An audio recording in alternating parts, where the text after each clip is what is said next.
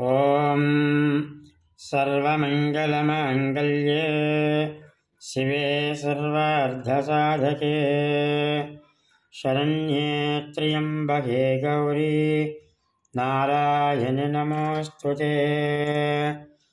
ॐ गौरीमिमाय सलिलानि तत्तक्षे कवची द्विपदीशा चतुष्पदी अष्टापदी नवपदी बभूषि सहस्राक्षर परमे व्योमन्नो। ॐ हिरण्यवर्णां हरिणीं सुवर्णरजतस्रजां चन्द्रां हिरण्मयीं लक्ष्मीं जातवेदो ममावह त्वां महावह जातवेदो लक्ष्मीमनपगामिनीं यस्यां हिरण्यं विन्देयं गामस्वं पुरुषानहम् अश्वपूर्वां रथमध्यां हस्तिनाथप्रबोधिनीं श्रियं देवीमुपह्वये श्रीर्मा देवी जुषाताम् कांसोऽस्मितां हिरण्यप्राकारामार्धां ज्वलन्तीं दर्पां दर्पयन्तीं पद्मे स्थितां पद्मवर्णां त्वामिह वह्वये श्रियं चन्द्रां प्रभासां यशसा ज्वलन्तीं श्रियं लोके देवजिष्ठामुदाराम् त्वां भद्मिनीं शरणमहं प्रपद्ये लक्ष्मीर्मेनस्य तां त्वां वृणे आदित्यवर्णे तपसो दधातो वनस्पतिस्तव वृक्षौध बिल्वः तस्य फलानि तपसानि सन्तु मायान्तरायाश्च बाह्य अलक्ष्मीः उपैतु मां देवसख कीर्तिश्च मननासः प्रादर्भटास्मिराश्रेष्ठं कीर्तिमध्यं ददातु मे क्षिप्तिवासां बलां ज्येष्ठाम् अलक्ष्मीर्नाशयाम्यहम् अभूतिमसमृद्धिं च सर्वान्निन्नतमे गृहातु गन्धद्वारां दराधर्षां नित्यपुष्टां गरीषणीं ईश्वरीं सर्वभूतानां त्वामिह वह्वये श्रियं श्रीर्मे भजतु अलक्ष्मीर्मे नश्यतु मनसः काममाकूतं वाच सत्यमसीमहि पशूनागुं रूपमन्नस्य मयि श्रीयतां यजाः कर्धमेन प्रजा भूत मयि सम्भव कर्धम श्रियं वासय मे कुले मातरं पद्ममालिनीम् आपसृजन्तु सिद्धानि चिक्लीतवस मे गृहे निजदेवीं मातरं त्रियं वासय मे कुले आर्द्रां पुष्करणीं पुष्टिं सुवर्णां हेममालिनीं सूर्यां हिरण्मयीं लक्ष्मीं जातवेदो ममावह आर्द्रां यत्कर्णीं यष्टिं पिङ्गलां पद्ममालिनीं सूर्यां हिरण्मयीं लक्ष्मीं जातवेदो ममावह त्वां महावह जातवेदो लक्ष्मीमनपगामिनीं यस्यां हिरण्यं प्रभूतं गावो दास्योऽस्वान् विन्देयं पुरुषानहम्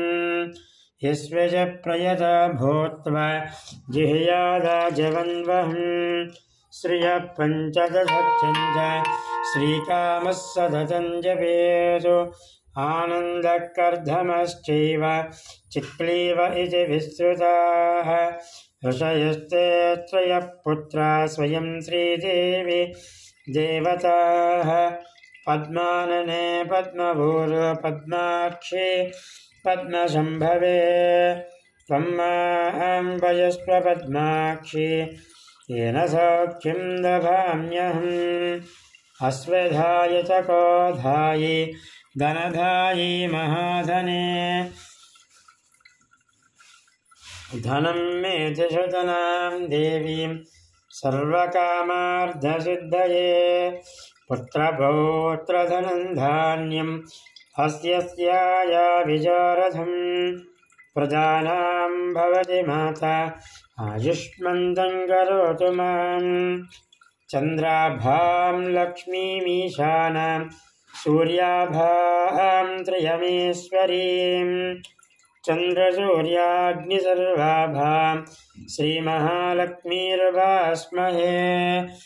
धनमग्निर्धनो वायुर्धनं सूर्यो धनो वसुः धनमिन्द्र बृहस्पतिर्वरुणं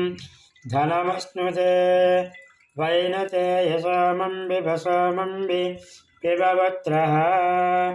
सोमं धनस्य शोभिनो मह्यं दधाति शोभिनी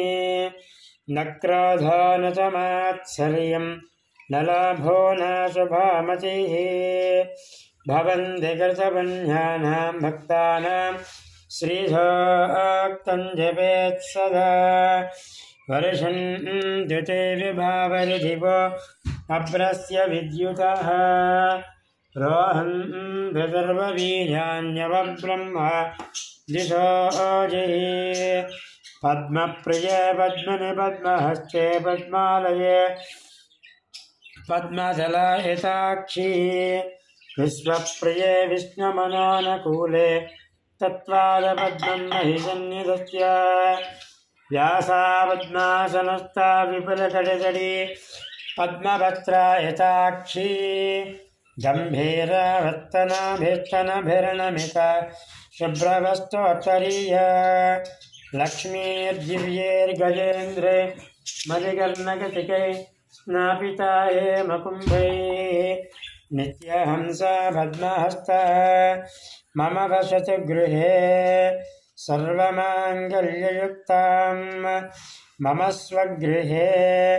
सर्वमाङ्गल्ययुक्तां लक्ष्मीं क्षीरसमुद्र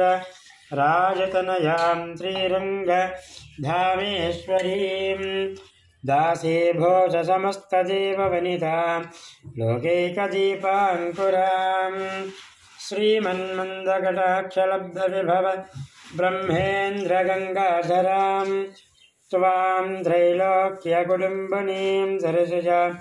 वन्दे मुकुन्दप्रियां सिद्धलक्ष्मीर्मोक्षलक्ष्मी जयलक्ष्मी सरस्वती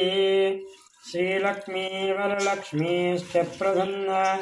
मम सर्वदा वराङ्कुशौवासमभीजमुद्रां करेर्वहन्तीं कमलासनस्तां बालार्घकोटिप्रतिभां त्रिनेत्रां वदेहमम्भां जगदीश्वरीं तां सर्वमङ्गलमाङ्गल्ये शिवे सर्वार्धसाधके शरण्ये त्र्यम्बके गौरी नारायणि नमोऽस्तुते महादेव्ये च विद्महे रुद्रभक्नी च धीमहि तन्ना गौरी प्रचोदयातु सहना भवतु अहनो भुनक्तु सह वीर्यं करवावहे तेजस्विनावधीतमस्तु मा विद्विषावहै ॐ शान्तिः शान्तिः शान्तिः श्री उमामहेश्वरस्वामिने नमो नमः अमृताभिषेकोऽस्तु हिरण्याभिषेकोऽस्तु सुवर्णाभिषेकोऽस्तु कनकाभिषेकोऽस्तु तथास्तु।